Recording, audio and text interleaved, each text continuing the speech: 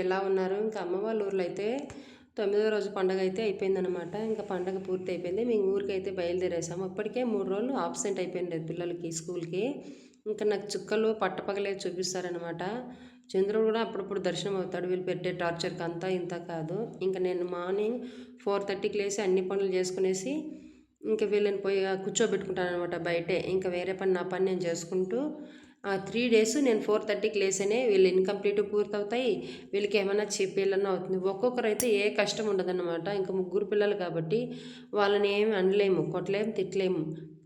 అసలు నాకేమనిపిస్తుంది తెలిసినా నేనేదో 3 రోజులు స్కూల్‌కి ఆబ్సెంట్ అయినట్లు, నాకు హోంవర్క్ మిస్‌లు ఇన్‌కంప్లీట్ ఉన్నట్లు, నన్నేమన్నా అంటారేమో అని భయం నాకుందే గానీ వీళ్ళకి లేదు. ఒక్కొక్కసారి ఎట్లా సతాయిస్తారంటే ఇన్‌కంప్లీట్ పూర్తి చేసుకురాకుండా ఇంటికొచ్చి నాకు ఇన్‌కంప్లీట్ ఉందని ఒక్కొక్కరు ఒక్కొక్క విధంగా ఏడుస్తారనమాట. అలా గూడా ఉంటుంది టార్చరు. దీనికి తగిన పరిహారం మనమే చెల్లించాలి గాబట్టి ఎంత భారీ మూల్యమైన మనమే ఏం తెలిసినా ఆ భారీ మూల్యం మన టెన్షన్ తగ్గించుకొని వాళ్ళ మిస్సులకి ఫోన్ చేసి ఆ హోంవర్క్ కనుక్కొని మనము వాటికి సొల్యూషన్ చెప్పి వాళ్ళు ఇన్‌కంప్లీట్ అంతా పూర్తి చేపిస్తే కానీ అదేననమాట వాళ్ళకిచ్చేది. పండగకి పిలుచుకుపోయిన అందుకు వాళ్ళకిచ్చే నష్టపరిహారం అన్న పిల్లలకి. లేకపోతే వాళ్ళ మొహంలో సంతోషమే ఉండదు. వాళ్ళు సంతోషంగా లేకపోతే మనకు సంతోషమే ఉండదు.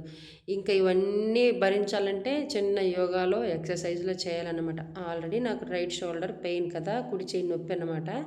కాబట్టి చిన్న చిన్న ఎక్సర్సైజులు ఆ స్కూల్‌కి వెళ్ళే టైంలో వాళ్ళు రెడీ ఇప్పుడు అన్నం తింటూ ఉంటారనమాట. ఇంక కొద్దిసేపటికి నా దగ్గరకొస్తారు. మామూలుగా ఉండదనమాట. ముగ్గురు పిల్లలుంటే అస్సలు తగ్గేదే లేనట్లు ఒక్కరికొకరు తగ్గేదే లేదు. ఏ విషయంలో గాని తగ్గేదే లేదనమాట. ప్రతిదానికి చీటికి మాటికి గొడవలు పడుతూనే ఉంటారు. వాటికి ఆ పంచాయతీకి పెద్దలు మనమేననమాట. తీర్మానం చేస్తూ ఉండాలి. మన పని మనం చేసుకున్నాం. మన హెల్త్ కూడా మనం చూసుకోవాలి. వచ్చేసిందమ్మా. నేనసలు సగం ఎక్సర్సైజ్ చేశానా అప్పటికే వచ్చేసింది. టై ఎయమనేసి, ఇంకొకరు బెల్ట్ ఎయమనేసి, ఇంకొకరు తలదూమనేసి. ఎంత మార్నింగ్ లేచినా గానీ ఒక్కొక్కసారి టైం సరిపోదు.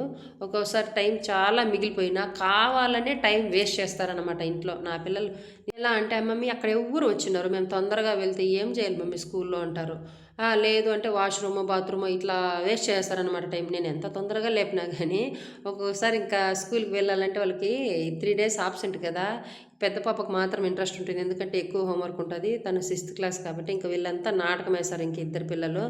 దానికి తగినట్లు మనం కూడా ఉండాలనమాట. ఎప్పుడు కొట్టాలో అప్పుడు కొట్టాలి. ఎప్పుడు తిట్టాలో అప్పుడు తిట్టాలి. ఎప్పుడు ప్రేమించాలో అప్పుడు ప్రేమించాలనమాట పిల్లల్ని. అన్నీ తెలుసుకోవాలి. మధ్యలో ఇంగా ఎక్స్‌ట్రా టైం ఉంటే ఇలా ఇల్లంతా నీట్‌గా క్లీన్ చేస్తుంది.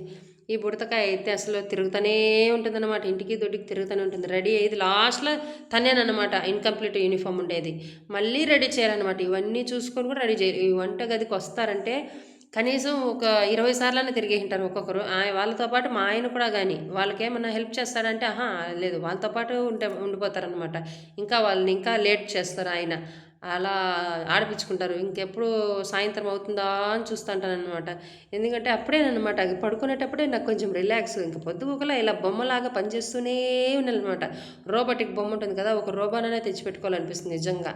ఇక్కడొక చెయ్యి, అక్కడొక చెయ్యి మళ్ళీ ఇప్పుడొస్తారు వయ్యారిలు అసలు డైరీలో సంతకం నైట్ పెట్టుకోండమ్మంటే పెట్టుకోరనమాట.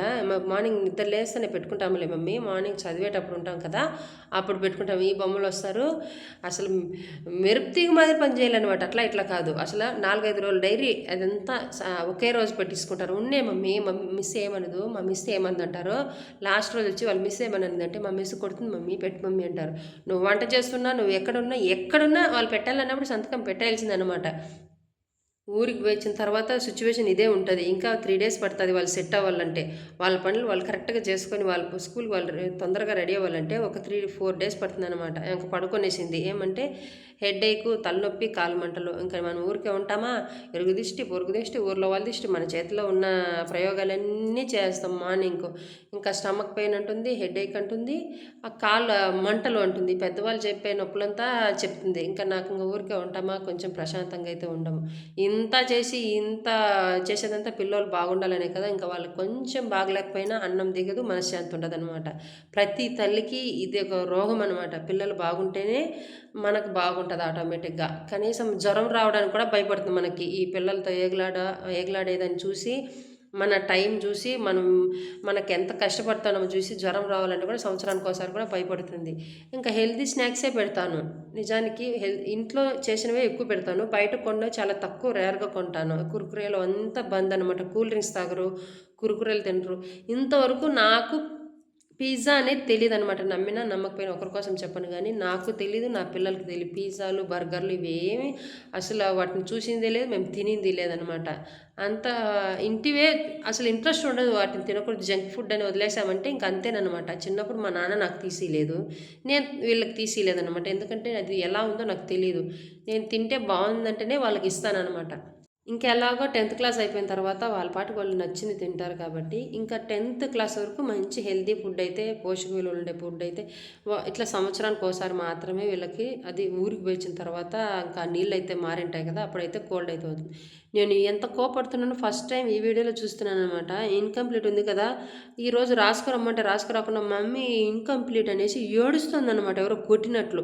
ఇంక ఈ జ్వరానికి హాస్పిటల్ తిరిగి ఇంక పొద్దుగూకులు అసలు ఏం పనులు జరగదనమాట. ఇంకా వాళ్ళకి హోంవర్క్ నా ముందరే రాసిపించుకోవాలి. ఎందుకంటే నీట్‌గా రాస్తున్నారా లేదా, అన్నీ కంప్లీట్ చేశారా లేదంటే నా ముందర మాత్రమే రాయాలి. రూమ్‌లో రాపిస్తే వాళ్ళు ఏం రాసినారో లేదో తెలీదు కాబట్టి 24 గంటలు 'బిగ్ బాస్‌లో' 24/7 కెమెరాలు ఎలా ఉంటాయో, అదే విధంగా నేను 24/7 వాళ్ళు నా చుట్టూరానే ఉంటారనమాట. ఇంకా ఆడుకోవడానికి వెళ్ళండ్రా అంటే ఇంకేదో ఒకటి తగిలించుకురావడం. ఇంక ఇంటి ముందరే ఆడుకుంటూ ఉంటారు కాబట్టి నేను బయటనే పొయ్యిలోనే చేసుకుంటాను. మార్నింగ్ టైం ఉంటుంది కాబట్టి పొయ్యిలోనే చేసుకుంటాను. ఇంకా ఈవినింగ్ టైం ఉంటది. ఇంకా వాళ్ళు హోంవర్క్ చేపించడం కోసమే ఇలా బయట ఎక్కువగా స్పెండ్ చేస్తాను టైము. వాళ్ళు బయటున్నారనుకో, వాళ్ళు రాయరనమాట. ఆడుకోవడానికి వెళ్ళిపోతారు పక్కింటోళ్ళతో. ఇంక అంతలోపల ఈవినింగ్ అయిందా, ఇంకా బట్టలు, బేషన్లంతా తోమేశాక ఇంక వంటకు కూర్చున్నానా, మా అత్తొచ్చి అడుగుతోంది, "ఇంత టైంలో చేస్తున్నావు?" తొందరగా చేస్తూ ఉండేదాన్ని రోజు. అంటే ఇలా వెళ్ళాను, ఇలా హాస్పిటల్ చూపించాను ఈరోజు అనేసి చెప్పాననమాట. ముగ్గురు పిల్లలుంటే నిజంగా అసలు ఎలా ఉంటుందంటే, అంత ఓపిక తెచ్చుకుంటేనే అవుతుంది. ఓపిక మెయిన్ ఇంపార్టెంట్ జీవితంలో. ఓపికగా ఉంటే అన్నీ ప్రశాంతంగా ఉంటాయనమాట. ఇంక వాళ్ళు తినరు. ఇంక తినిపించాలనమాట. తినమంటే గంటలు గంటలు తింటారు. ఇది నా మార్నింగ్ టు ఈవినింగ్ రొటీన్. పిల్లలతో ఇలాగా. నచ్చితే లైక్ చేయండి.